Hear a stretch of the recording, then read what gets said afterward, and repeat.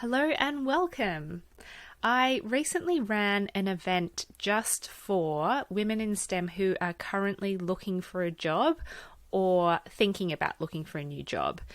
And over 50 women applied to be a part of it. And in their application forms, I asked them to tell me what their biggest job seeking challenge was right now.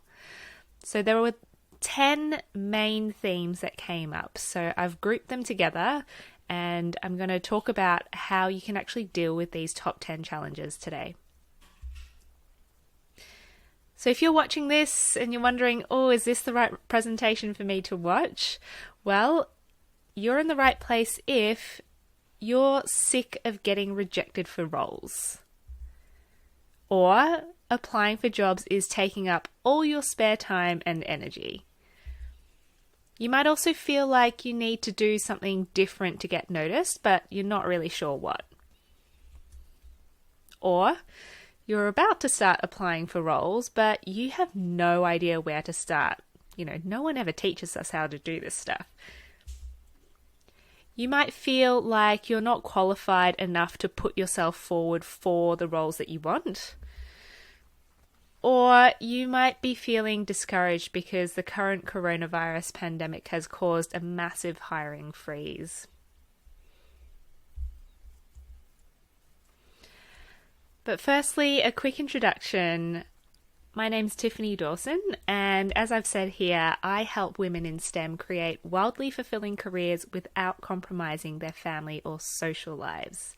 Now, my background is actually in mechanical engineering. So I worked in the construction industry for about 8 years, and during that time, I kept seeing all my brilliant female colleagues leave their careers. And I guess it wasn't until I reached more senior levels that I realized that I was starting to feel a little bit uneasy in my role as well.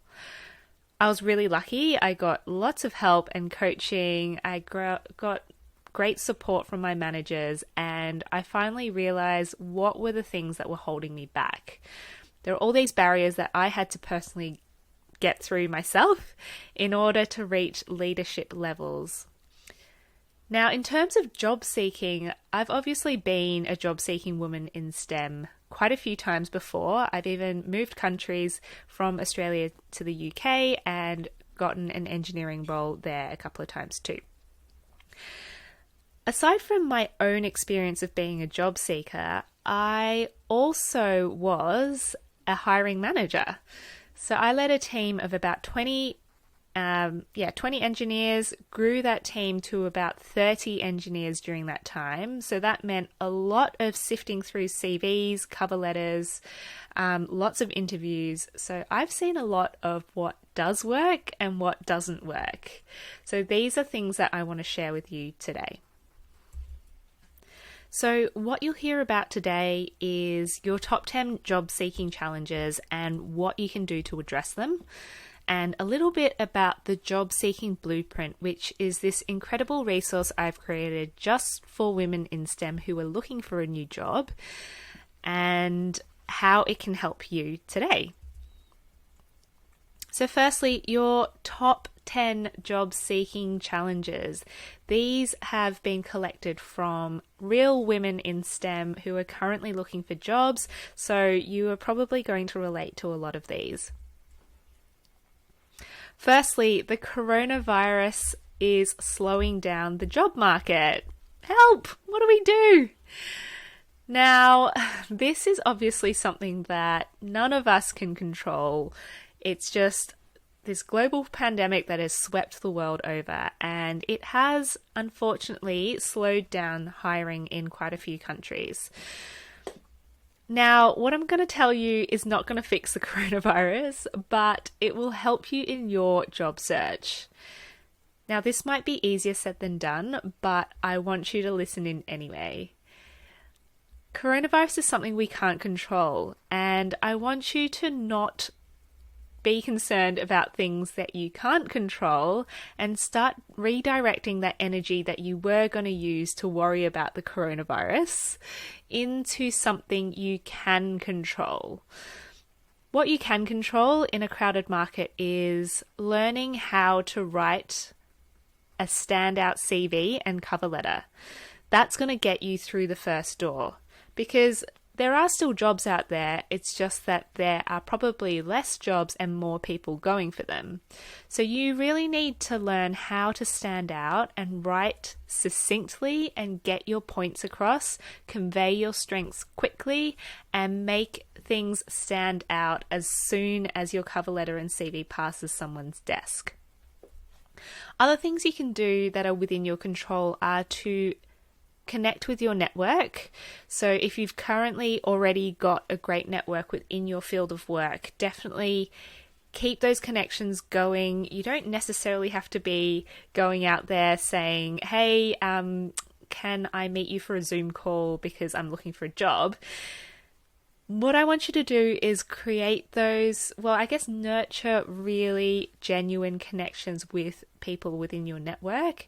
Try and understand from them, what's going on in their world, keep up to date with all the happenings in their workplaces, and they're likely going to ask you what's going on with you. You can tell them, hey, I'm looking for a job, and, guess what? If something comes up in their workplace, you're going to be at the forefront of their mind. So networking is really, really important, not just when you're looking for a job, but it's something that you need to continue nurturing throughout your career. So I guess my top tip for, the coronavirus slowing down the job market really is to try and work on things that you can control and stop worrying about the things you can't control. I know it is easier said than done, but if you find yourself worrying about the pandemic, it's okay, it's normal, but then just get yourself to slow down, stop, and then start redirecting that energy into things that you can actually have a positive impact on.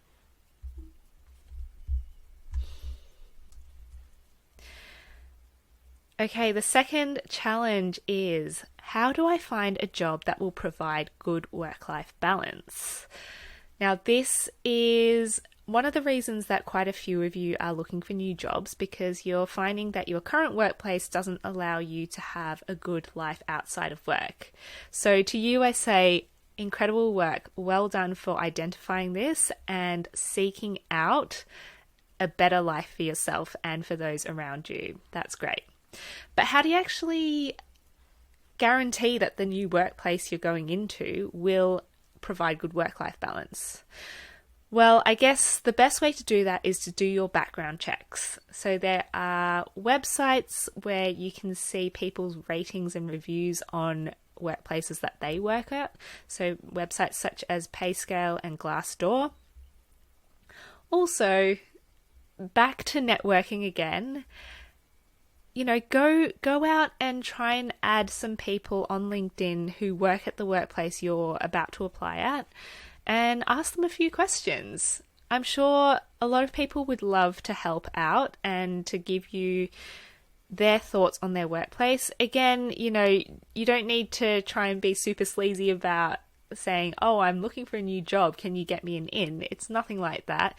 You can just say that you're trying to do a bit of research in your field, you're looking for a new job, and you just want to understand what the working environments in each place are like, what the pros and cons are. Not everyone will reply, and I think that is the part that most people get afraid about. They're afraid of people not replying and therefore feeling that gut punch of rejection. If someone doesn't reply, that's okay. There are 1,000,001 reasons why they might not have replied. They might just be busy. They might have, checked their messages while they were out walking the dog and forgot to come back and reply to it.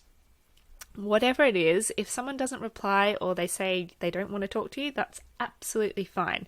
There's so many people out there, so just keep asking, and I'm sure you'll find someone who will be willing to chat to you. Challenge number 3 is that some people are saying they're not getting callbacks for interviews, even though they've applied for roles where they meet all of the job criteria. So this is obviously something that's really frustrating, but let's think about this in an objective way. If you don't meet all the job criteria and you haven't gotten a call back for the interview, there are so many reasons why that might have happened. They might have had lots of people apply for that role.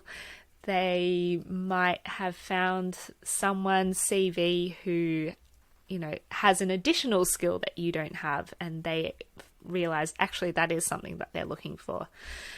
Or maybe it is that you're not, writing out your CV and cover letter to convey your strengths in a really, really impactful way. So if you're not getting callbacks, then the issue is with the application itself. So what you've written in your CV and cover letter, and if there are any other questions or if they require you to submit a portfolio of previous works, these are all things that will get you to that interview.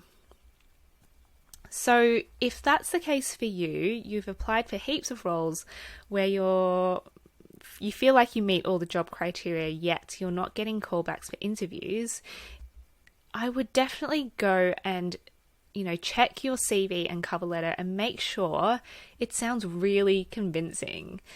We're not lying on our CV and cover letters when we're highlighting our strengths. We're just making sure that the employers know about them and they know exactly how you are going to help them. It may also be that you're not tailoring your cover letter and CV appropriately to that job. So if you are just sending the same documents out to all of your applications, it's not really going to speak to that employer. So when you read a job advertisement, it will say what specific skills they expect you to emit in this role. They might also talk about the activities that you would be doing in this role. So are you tailoring your CV to make sure that the employer knows you have experience in those things? Or if you don't have experience yet, why you are still the right candidate for it? Challenge number 4. So we touched on this just now. How do I apply for a role I have zero experience in? So some of you are recent graduates of either university, boot camps, any other study that gets you that skill to work in a new field. Or you might be a career changer, or you might be doing, a slight pivot in your role. So you might be staying in the same field, but you're kind of angling for a different type of role. Again, that's amazing that you've done that, and I highly encourage you to continue on. It might be a bit challenging at times, but once you get that first role and get your experience, then it's going to be amazing. But this is a struggle that lots of people have. How do you actually apply for a role you don't have experience in? Again, it all comes back to your cover letter and CV. How are you conveying your strengths and especially your transferable skills in a really, really impactful way, so that when an employer reads it, they're not thinking, oh, this person doesn't have these skills. They're thinking about all the skills you have that will complement the role. So many times I see women who are applying for roles they don't have experience in, they spend all the space in their CV and cover letter writing about how they don't have these skills or they don't have this experience. That's not what employers want. They want to know what skills you do have and what strengths you do have that is going to complement their existing team. So I'd encourage you to reread your CV and cover letter and make sure that it doesn't talk about the things that you don't have experience in. That's not helpful to you or the employer. Another thing you could consider doing is in your CV, you could write a skills-based CV. So this is a bit different to the traditional CV where you would have your work experience listed in reverse chronological order. So you'd have, your current job at the top, the previous job underneath that, and the previous one under that, and so on and so forth. You could write a skills-based CV where you don't have your work experience blocked out like that. You basically talk about each skill you've got. So you've got skill number 1 and then a few dot points as to some proof and experience that you've got exhibiting that skill. Then you have skill number 2 and you do the same. This helps to really highlight your skills, and it also doesn't highlight the fact that you don't have experience in certain roles. So those are a couple of things you can think about doing. Challenge number 5. Interviews make a lot of you really nervous. So if you've been fortunate enough to get your CV and cover letter past the sifting stage and you've been called back for an interview, so exciting. But then how do you actually, present yourself in a positive way and in a positive light in an interview? I guess my number 1 tip for this is practice. Just practice, practice, practice. So many of you are nervous about interviews, yet you don't practice. Like any other skill, you get better the more you practice. Even if it's not a real life interview, you're just, speaking to a friend, or if you don't have someone who can help you, even just, printing out some questions and asking them to yourself in the mirror and answering them. The actual act of speaking your answers out, even to a mirror, is so helpful. Obviously, if you can get a friend to help, that's even better. And sometimes actual interviews themselves can be used as practice. When I was applying for new roles, I would often apply to quite a few roles. Some of them weren't my ideal places to work at, but I would use it as practice for writing CVs and cover letters, use it as practice for interviews, so that when it came to the ones that I really wanted, I had that real life practice. So if you haven't practiced your interviews and you're nervous, go ahead and do that. Challenge number 6, searching for a new job is taking way too much time. Who can relate to this? Me, definitely. Now, if searching for a job, all the sifting through job advertisements, writing and tailoring your CVs and cover letters, attending interviews, all that kind of stuff, if that is taking up too much of your time and energy, then you're probably not going to be able to present yourself in a really positive light during an interview because you're so frazzled and stressed about the whole thing. What you want to do is by the time you get to the interview, you want to be, calm, you want to be really positive and excited about your new role. So how do we make that happen? How do we make the actual job search and application process quicker and easier? Well, I would say my top tip for this one is to put together an evidence journal. Now, by this, I mean every time you get good feedback from a manager or a client or a colleague, tuck it away, put it somewhere safe and somewhere you can come back to. Or every time you've done a piece of work that you're really proud of, write it down. Write down exactly what you did and what you were proud of. When you have this evidence journal, you have a whole list, like a bank of examples that you can draw on during your job application. Most of the time, when we're tailoring our CVs to a job ad, and a job ad says, we want someone who's got leadership experience, then each time we do that, we have to think about, what's a good example of when I showed leadership? And then we have to do it for every single ad. Sometimes the same things crop up because they're similar roles. So if you have a bank of examples of work that you've done well, then you can always just come back to that and just, copy and paste little bits and pieces and just cherry pick the bits that you want to exhibit for that job application. This saves a lot of brain energy, a lot of time, and it makes it so much easier. So go ahead and do that. If you don't already have an evidence journal, it's not too late to start. Just think back about all the things that you've done that you were proud of, or good feedback that you've gotten. Write it down and continue adding to that list as your career goes on.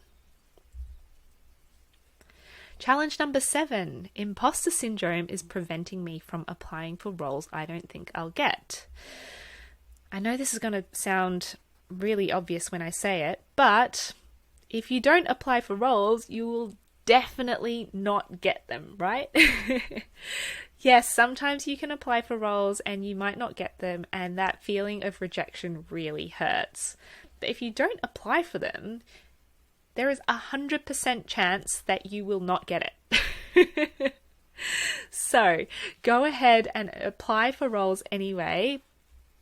If you feel too nervous to apply for a role, I think that is the role that you should apply for.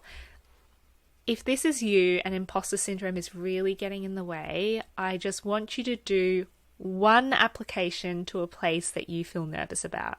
Just do one and see what happens. I bet you that once you do that one and you realize that nothing terrible happens to you, you will be more encouraged to apply for more roles. Sometimes you might apply for a role and you think, I don't meet all the requirements, so I shouldn't apply because I would feel like an imposter. Well, let me tell you this. You might have heard this statistic before, but men will apply for roles if they meet only 60% of the requirements. On average, women will only apply for roles if they meet 100% of the requirements.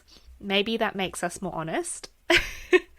Or maybe it just means that we need to start applying for roles if we don't meet all of the requirements. And that is certainly something I would encourage you to do. If you don't meet the requirements that they actually need, then they might filter you out during the CV and cover letter stage, which is fine. Or they might find out in the interview that you don't have a skill that they really need, and they might say no. That's okay, right? It's not actually that bad to get a no. But if you do apply for a role and you're missing a couple of requirements and they can see that you are willing to learn, they might hire you anyway. So just go ahead and do that one application and see what happens. Challenge number 8. I don't know where to look for relevant job openings. So obviously there are the normal places such as your country's online website for job seekers. There's also LinkedIn jobs. Most people will post their jobs on LinkedIn as well. But the other thing is, if you're not sure where to look for job openings, reach out to your network. Ask them, where would they look for a job? Or, once you have that conversation with them, they might even say to you, oh, actually, I know that our company is looking for, a position that you could potentially fill. The more you reach out to your network, the more knowledge you'll have of where to look for jobs, but they'll also be able to help you look out for openings that they know of as well. I was so sad to hear that a lot of you are feeling that you are being discriminated against during the job search phase. That is so awful to hear, especially during our day and age, and I really hope that things get better. But challenge number 9 is that some of you are feeling that you are being discriminated against because you're a woman or because of your race. All of it's awful. But I guess the thing is, if a company is discriminating against you at the job search phase, do you really want to work for them anyway?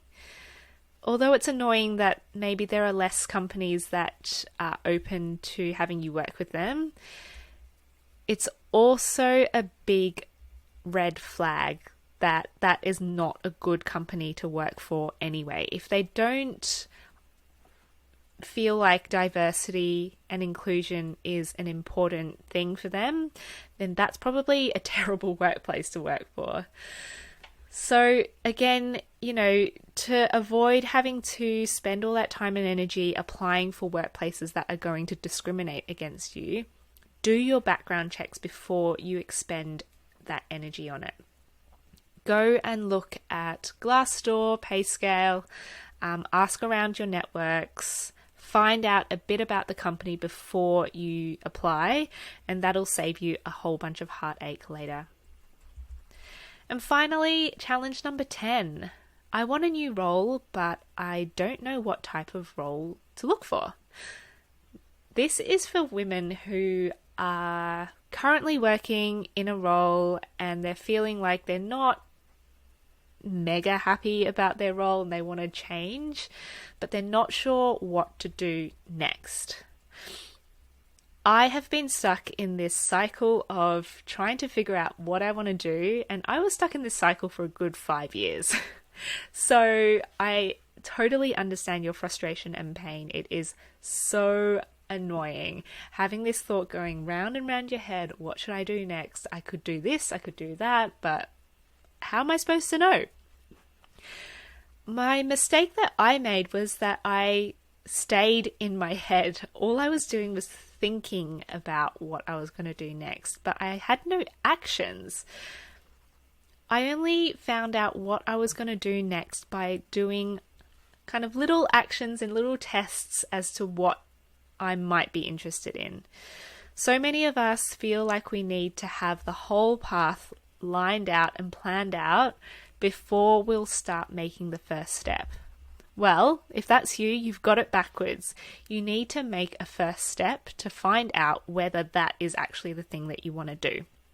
So this could be as simple as linking up with someone on LinkedIn who has a position that you might be interested in and asking them if you could chat to them for about 20 minutes to half an hour to find out what their day-to-day looks like, what they love about their job, what they hate about their job, and do a little interview on them. You could, conduct a few interviews for different types of roles just to see, whether that's something you might be interested in looking at further. Yes, you might talk to someone who tells you about a role and then you realize, oh, that's not what I want to do. That's good. That is really good because that means you can rule that one out, take it out of your brain space. It's got more room to think about other things now. So think about little ways you can test out new roles and experiences. Other things are there might be free online courses that you could do, especially with coding. You can do a whole bunch of free coding courses online and just try out little things. The more you try out, the more you speak to people, the more you're going to realize what you do like, what you don't like, and you'll have a clearer idea of what your next step should be. So you've watched this whole presentation because you want to land your dream STEM job. You've got two options moving forwards. You can take what you've learnt today and continue on your job search alone, or you can follow a proven step-by-step formula and get human support. So this is where the job seeking blueprint comes in. This is a resource for women in STEM who are serious about successfully landing their jobs. There are 5 stages to the job search that will be covered in the job seeking blueprint, and that is stage 1, the prep work. This is where you would uncover exactly what you want from a job and be really clear about your target salary, and also how to overcome your fear of putting yourself forward for a role. Stage 2 is the job search. Where do you actually find job opportunities? What are the best places to look? How do you actually read and analyze a job advertisement? And things that you should research about a workplace before you expend all of that time and energy and stress on applying for them. Stage 3 is the application. So this is probably the part that most of you would be really interested in, which is how to quickly convey your strengths through self-promotion without feeling and sounding really car salesman sleazy. I've also got a foolproof framework for writing successful CVs, and a 4-paragraph formula for cover letter writing.